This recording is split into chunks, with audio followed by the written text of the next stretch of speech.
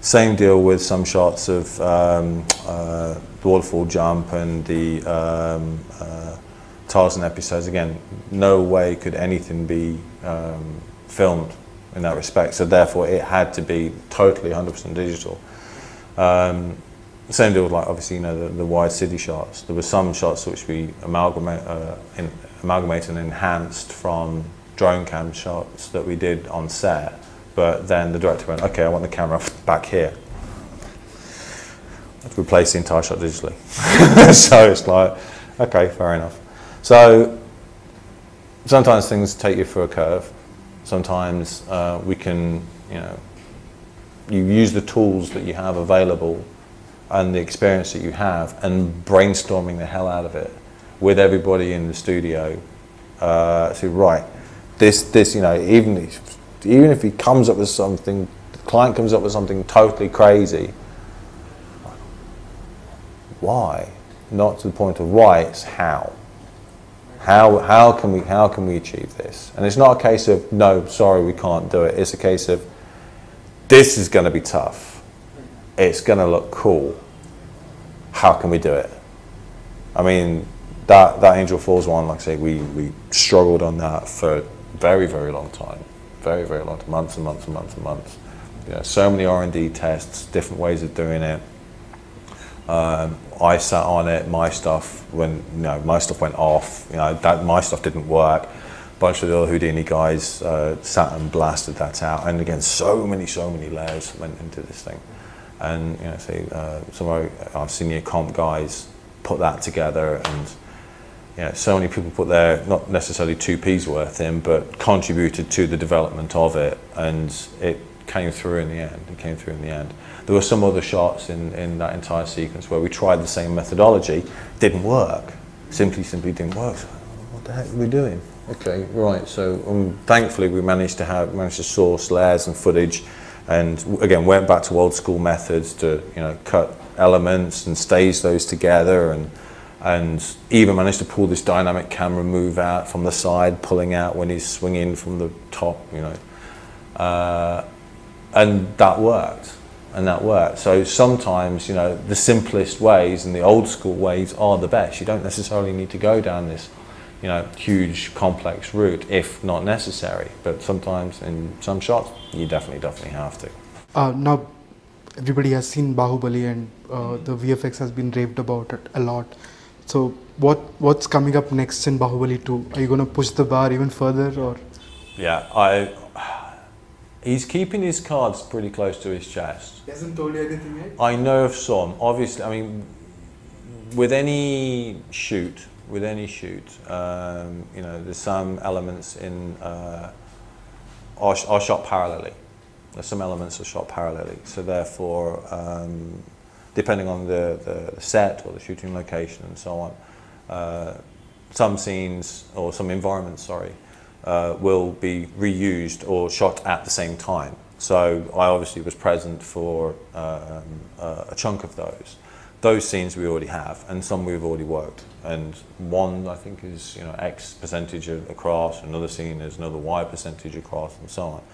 So there are, you know, elements to it which we are familiar with. As for the whole story, he's keeping it pretty close.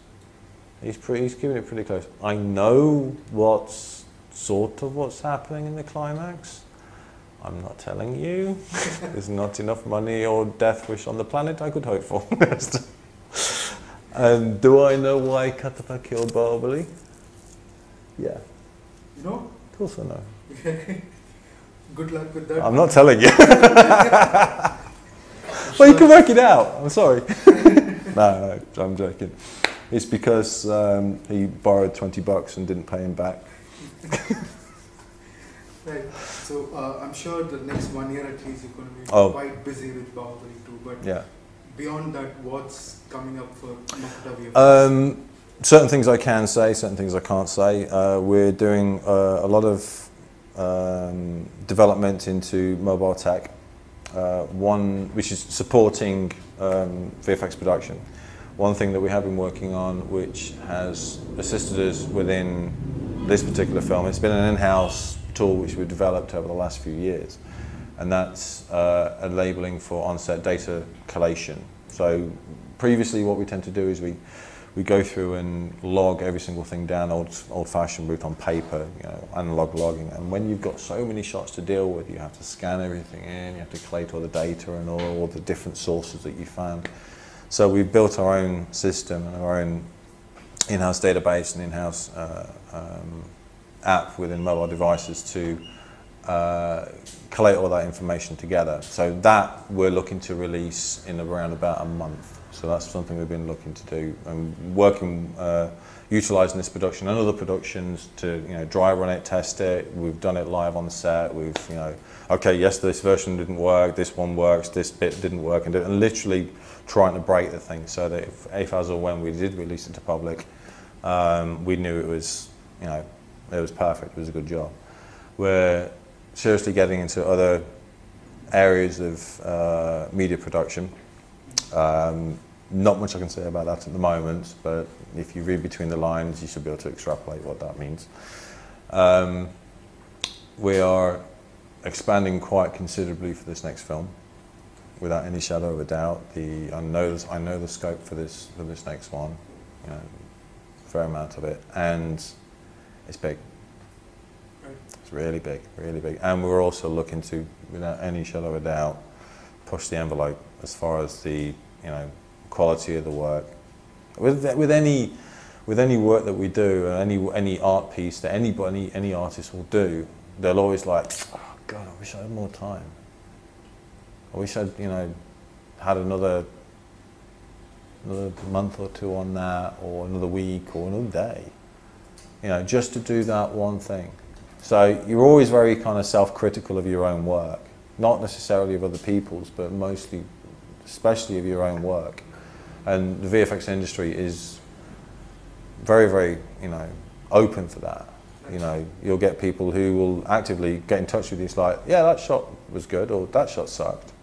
Just as much as you'll say to yourself, I really, really wish I'd had more time on that, or I wish that I, you know, wish we'd done a little bit more on this thing, kind of thing. So when you see any shot that you've done, you always think that it's either one or the other. It's either that was perfect, or yeah, or damn, the colorist screwed it. So they should blame somebody else for it. So I did a good job on that. What the hell happened? Why did he crush the blacks down, or, you know, or burn the whites out, or the midtones are off, or it's like, oh my good God.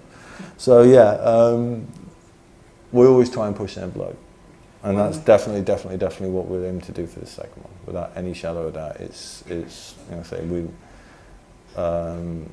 the few scenes that we already have on the plate that we've already, you know, been working on, they are visually, yeah.